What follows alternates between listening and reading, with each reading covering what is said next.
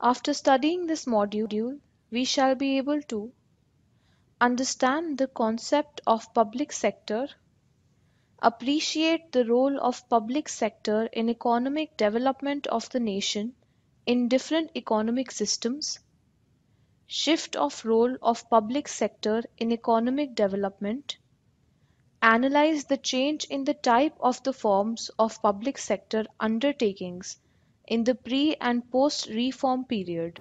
In the year 1947, at the time of India's gaining independence, many problems were faced by the country that needed to be tackled in a planned and very systematic way. India, an agrarian economy, had a weak industrial base, low level of savings and investments, and near absence of infrastructural facilities. There were income inequalities, low level of employment opportunities, and lack of manpower in various fields of management. Therefore, a big push was required if the company wanted to speed up its economic growth and to maintain it in the long run. The basic motive of a private sector is to earn profit and not to render services to the society. Private sector in almost all the developing countries was engaged in the production of consumer goods. Moreover, in industries that require huge investments, have long gestation periods wherein the return on capital is uncertain, private sector was very reluctant to invest there. Therefore, in order to accelerate the pace of development, a developing economy cannot depend on private sector alone. It is for this very reason that the government intervened through the public sector enterprises. We shall first discuss the concept of public sector. Any commercial, business, or industrial undertaking owned, managed, and controlled by the central, state, or local government with a view to maximize social welfare and uphold public interest is called public enterprises. Let us throw some light on the basic characteristics of public enterprises. These are: first, the ownership, management, and control of public sector enterprises rest in the hands of central, state, or local government.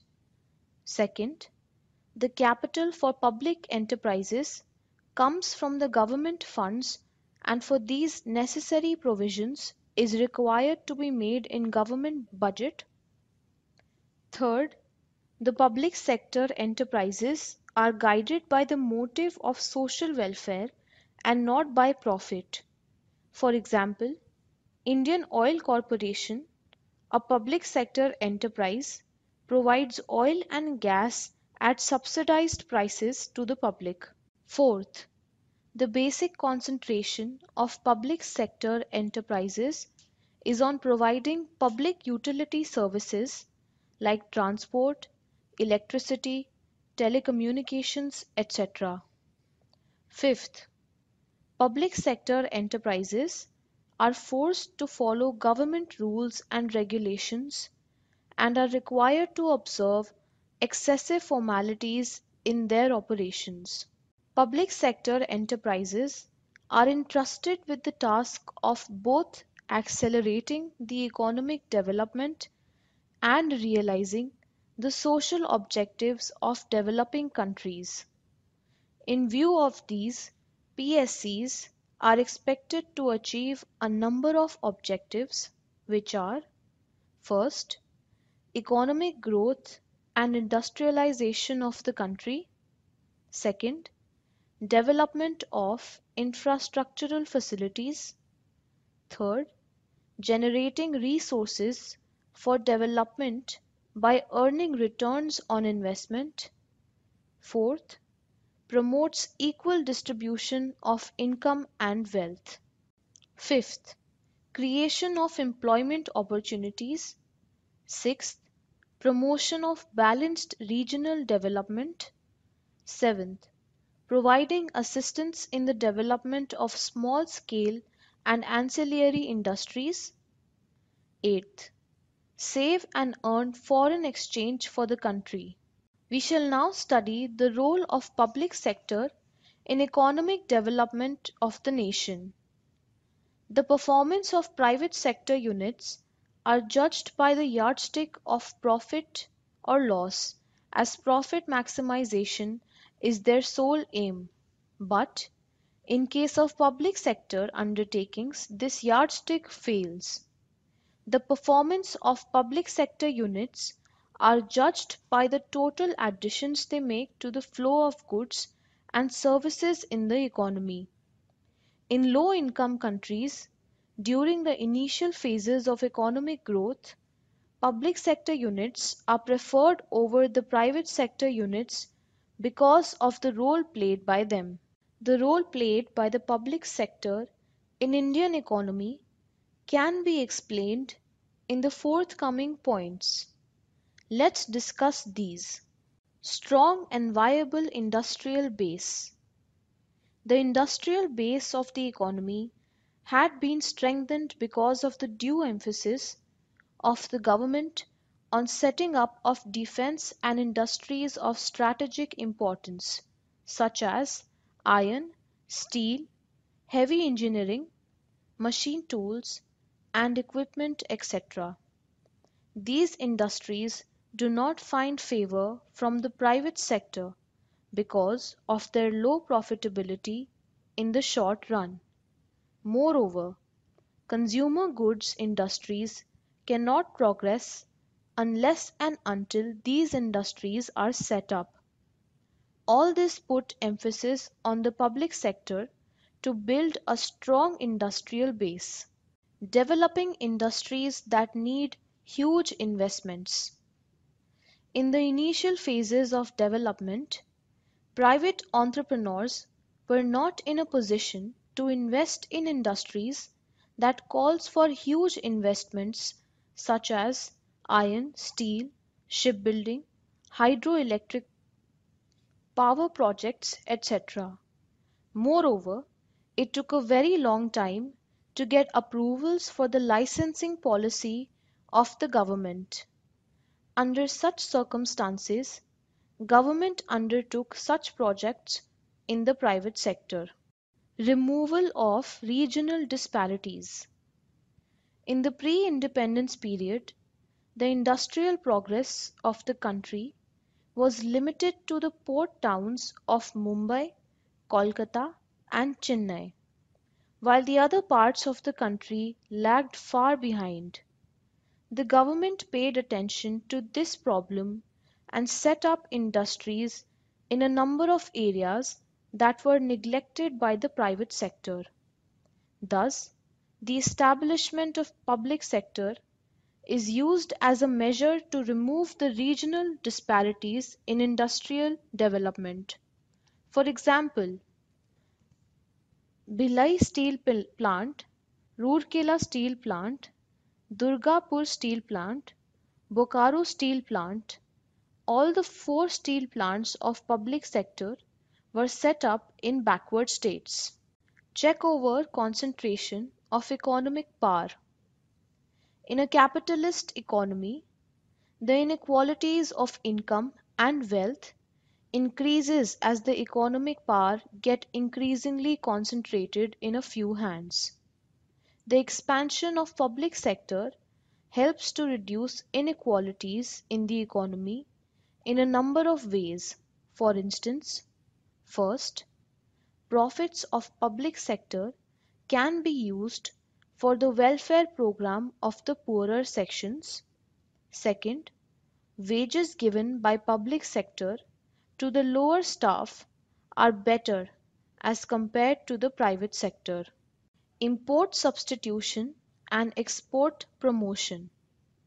Several public sector undertakings such as Hindustan Steel Limited, Hindustan Machine Tools Limited, Bharat Electronics Limited, State Trade Corporation, Metals and Minerals Trading Corporations, etc., have played a very significant role in expanding the exports of the country.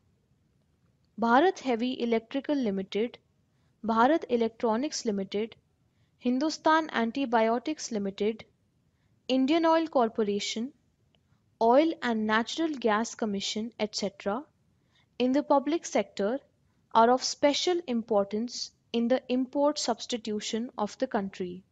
Development of infrastructure.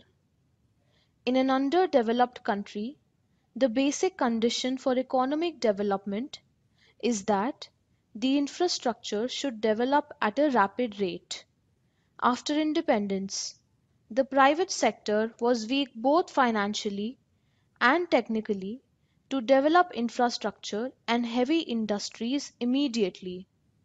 Moreover, the private sector neither had shown any inclination to develop it.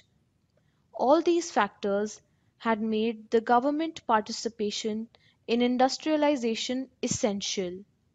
The government expanded the rail, air, and sea and road transport system very much. All these investments, undertaken by the public sector, helped the private sector also. Thus, the public sector has enabled the economy to develop a strong infrastructure for the future economic growth. Promoting social objectives.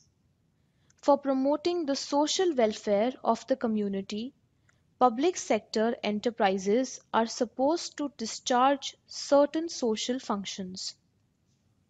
These social functions are performed by public sector enterprises in a number of ways, like PSUs employs far greater number of employees than their counterparts in the private sector. Similarly, oil companies of the public sector prices their products much lower than their counterparts in the private sector. PSUs take their CSR very seriously. Providing social goods. Generation and distribution of power, water, sewerage disposal, etc., are social goods, and private entrepreneurs do not find any incentives in investing in these social goods. In such cases, government puts the responsibility to provide these social goods on the public sector of the economy. Controlling industries of strategic and national importance. There are certain critical and strategic industries that have to be only in the public sector. Such a control over these industries will enable government to adopt and implement proper policies in order to assure faster economic growth.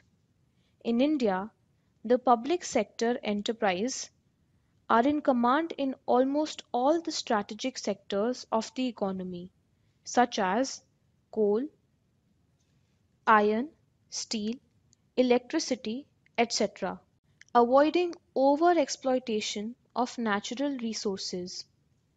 The basic aim of private sector is to earn maximum profit.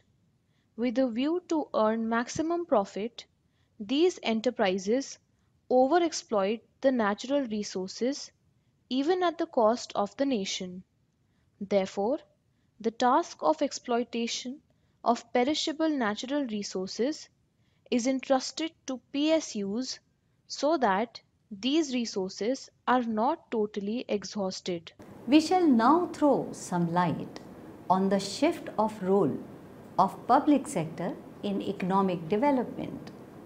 After the independence, there was a widespread belief that in order to accelerate the process of growth or to create an industrial base for sustained economic development of the country, it is very necessary to increase the role of public sector enterprises.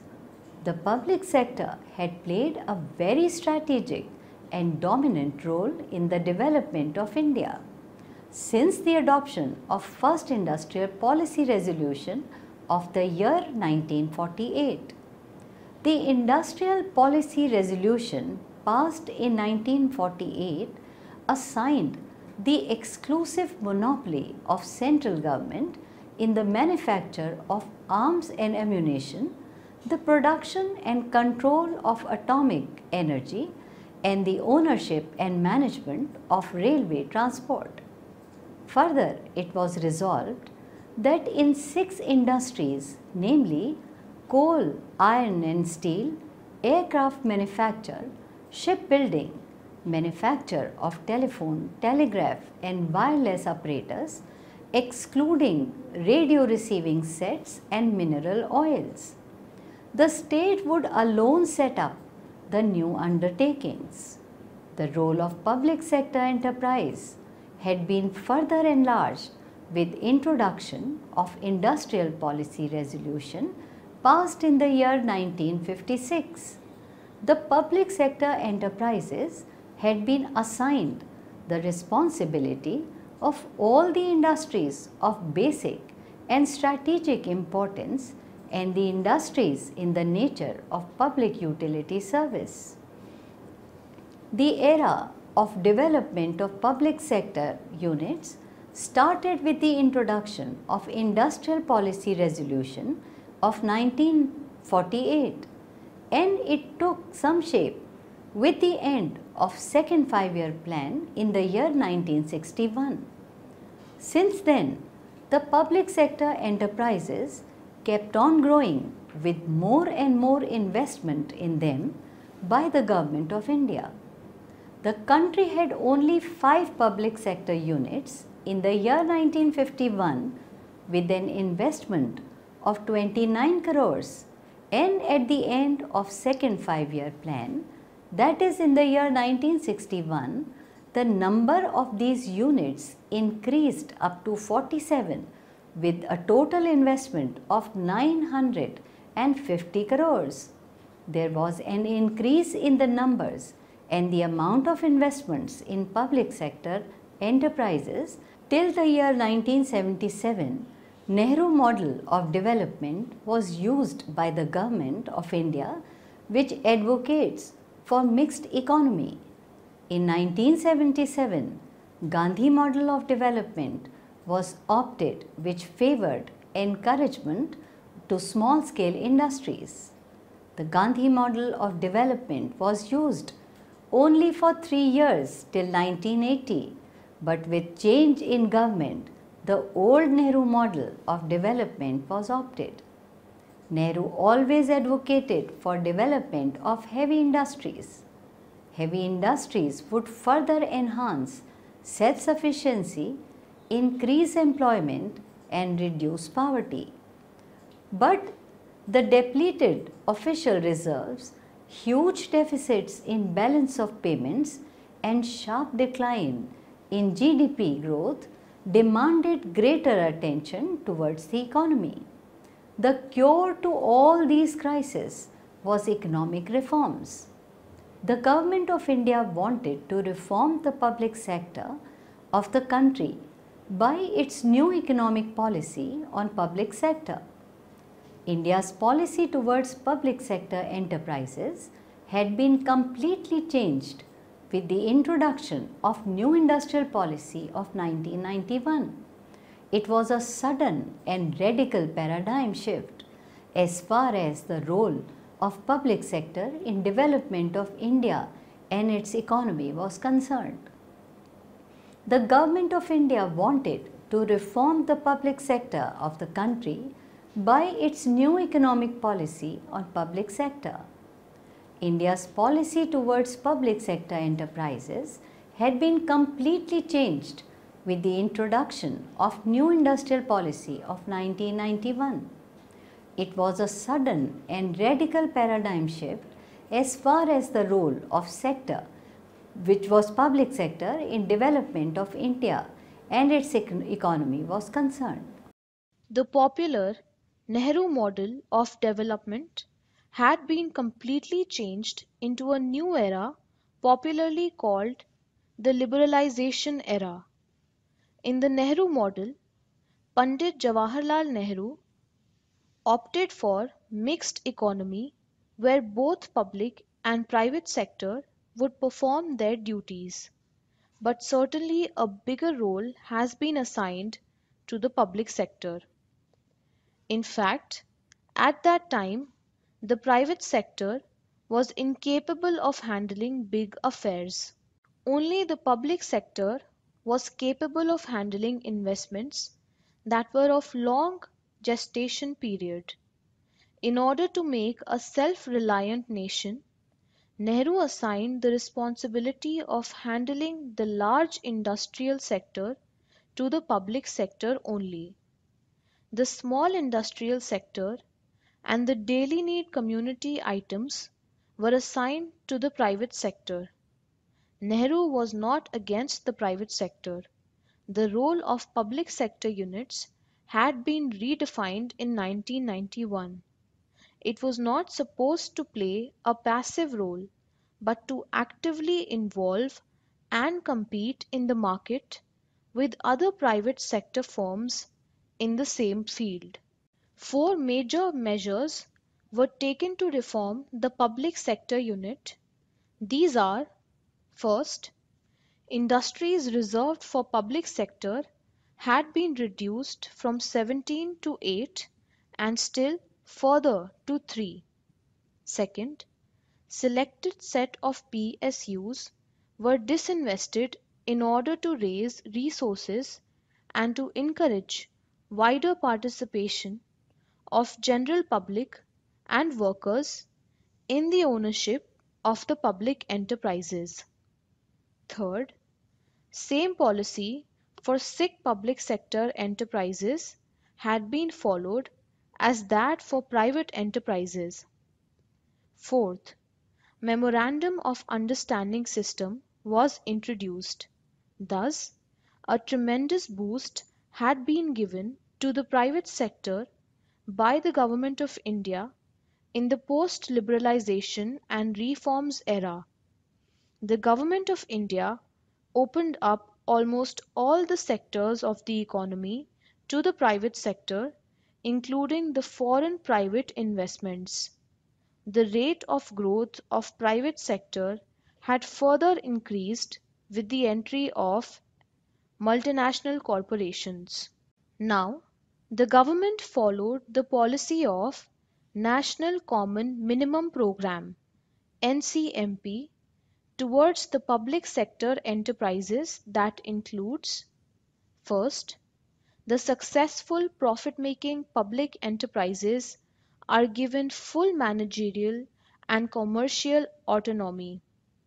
Second, profit-making PSUs will not be privatized. Third, the government would make every step in order to modernize and restructure the sick public sector unit. Fourth, loss-making PSUs will either be sold off or closed. Fifth, the revenue raised from privatization will be used for designated social sector schemes. Sixth, in order to raise resources and to open new investment avenues to retail investors, the public sector companies and nationalized banks will be encouraged to enter the capital markets. Seventh, private industry will be inducted to turn around companies that have potential for revival. Thus, the role of public sector in the economic development of the country had been changed gradually. Initially, all the industries that are strategically important were assigned to public sector only with little importance to the private sector. But with the introduction of Industrial Policy 1991, the public sector has been liberalized. The public sector units have been privatized through disinvestments. Now, the development of economy has been attributed not only to public sector but also to the private sector. Both the public and private sector are supposed to actively involve and compete in the market. We shall now discuss the change in type of forms of public enterprises depending upon the specific legal requirements and the conditions under which they were formed.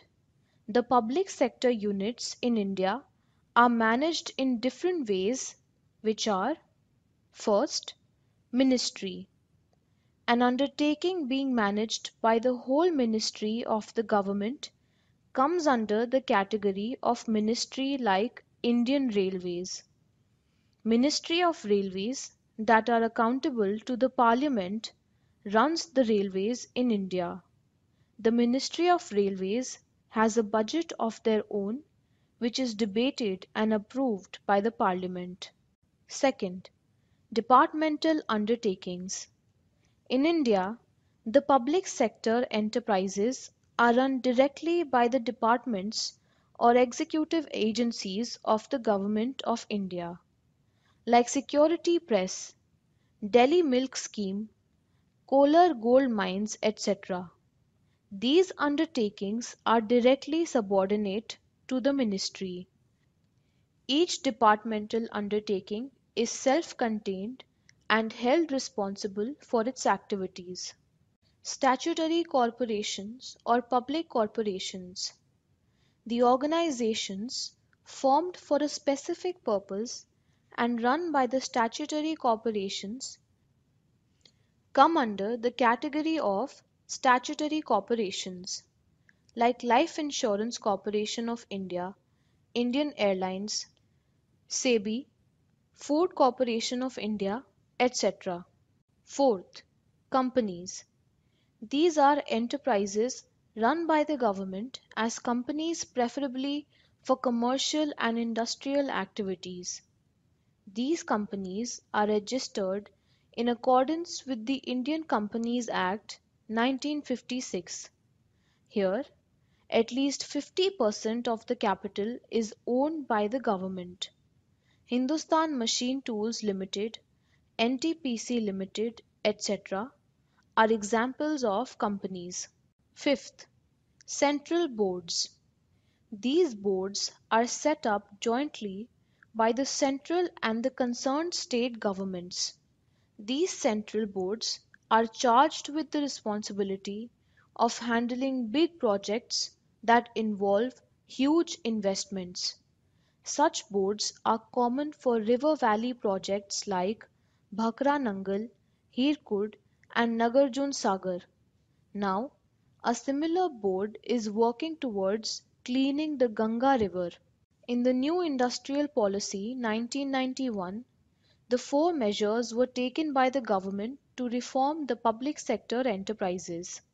These are: first, the number of industries reserved for public sector has been reduced from 17 to 8, later on still reduced to further 3, and the policy of selective competition in the reserved area was introduced.